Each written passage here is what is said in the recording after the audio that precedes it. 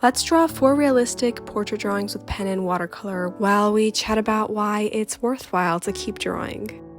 Because you are a busy person, life sometimes gets in the way of creating, and you push time for your art and drawing to the side in favor of other pursuits.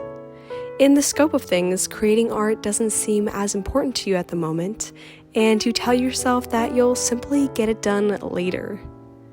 While I do agree that it's healthy to prioritize, if you keep putting your art aside, you end up unknowingly depriving yourself of an outlet through which you quiet your mind and detox from the everyday noise in your head. Art is like therapy and a safe space where you can let your mind relax and simply be silent. If you don't give yourself this outlet relatively consistently, then you are losing out on developing inner peace and balance within yourself. Also, I found that a lot of times, feeling unmotivated to draw simply comes from forgetting how much you enjoy it. When I started drawing this sketchbook page, I was recovering from being sick and was just feeling a bit out of it and under the weather. Something that helped me spark a desire to draw was to tell myself to just have fun, experiment. There is always a time to work hard and grind on your technique, but sometimes you have to remember to just let yourself enjoy the process and not care about the result. You'll find it surprising how easy it is to get back into the zone and want to draw when you eliminate unnecessary pressure on yourself. Remember, perfect is the enemy of good. Sometimes it's better to get something done and move forward one small step as opposed to pressuring yourself to create a masterpiece and not end up doing anything at all. For this sketchbook page, I wanted to draw 4 portraits using 4 different techniques that I was wanting to try out for a while.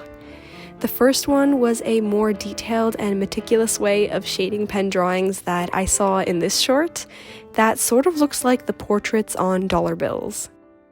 Even though you might not necessarily try replicating a certain style again, it feels good to blow some spontaneity back into your art process and not know what to expect.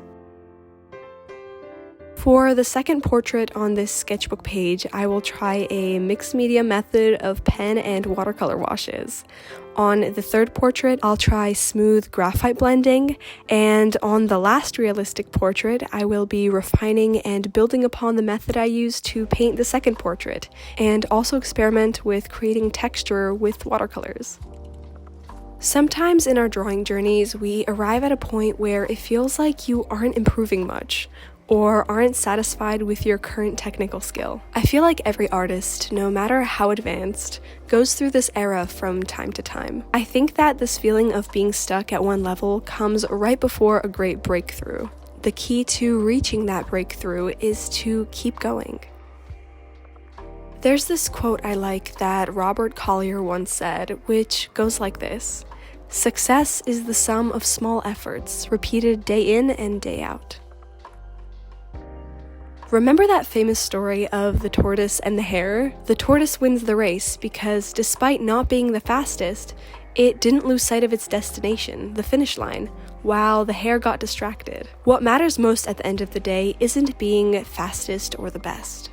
As Winston Churchill once said, "Success is not final, failure is not fatal, it is the courage to continue that counts." Something that helps me lately to continue improving is the mindset of simply being better than yesterday. I feel like we get discouraged because we create these big goals for ourselves, and actually achieving them and bringing them to reality feels like wishful thinking. However, if you simply focus on being better than you were yesterday, you are ensuring that you are improving, and no matter how small the improvement may seem, over time it adds up, and before you know it, you become more likely to achieve those goals that you've been dreaming about. Also, I feel like we underestimate how our powerful brain can adapt and catch on without directly training it. For instance, before I greatly struggled with accuracy when drawing, and I simply hated the sketching process. It exhausted me to try to replicate the proportions of my reference photo exactly. So for the next batch of watercolor paintings, I chose to trace for my sketch instead. While I still did tweak the sketch after tracing, it made the process so much faster and more accurate from the get-go. The most remarkable part, though, is that now, somehow, I'm finding it so much easier to freehand draw my sketch accurately, even though all this time I wasn't forcing myself to sketch freehand. I think that during this time, while I wasn't directly training my technical sketching skills, my eye for identifying facial proportions was developing. When you keep drawing relatively consistently over a long period of time, it gives you a sense of fulfillment. You have something to show for your time, and eventually you can look back on your drawings as diary entries. Creating drawings and art in general is an emotional process, and what you create is a reflection of your state of mind. You hear a lot of slogans about artists like, art is the reflection of your soul, and through art you can see the world through the eyes of the artist. I never entirely understood what that meant until recently. Now, when I look back at my drawings from a year ago, I can visibly see the difference in the mood of my pieces. Take these as an example. While the first group of pieces is a reflection of me feeling overwhelmed at the time, the second collection was the beginning of an era of me being optimistic and choosing to focus on the good in my life. We all have an inner drive to create, to prove that we exist. Creating is a natural and universal human experience, from drawing as a kid to baking bread. Somehow, creating satisfies and fulfills a deeper part of ourselves. This is why I think that drawing, or doing anything creative really, touches and heals that deep part of our being. I speak from personal experience. If you're going through or have gone through a challenging time, creating art is therapeutic, and simply making something, the act of bringing into existence something that wasn't there before, heals you. Sometimes going through a rough time can feel helpless, and the action of giving and creating provides you with a feeling of purpose and control. Similarly, pushing yourself to keep drawing relatively consistently gives you structure, which will make you reach your full potential. As someone who by nature was someone who hated schedules and thought that I can do everything on my own time and thrive without structure, I've now come to appreciate how powerful consistency can be.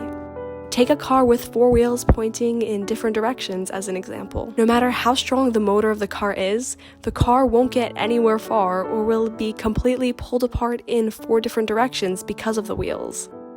However, when the car's wheels become aligned in one direction and work together, then the car has the power to drive anywhere, and fast too. This allegory represents your passion and motivation to draw, which is the car's motor, and structure and consistency, which are the car's wheels.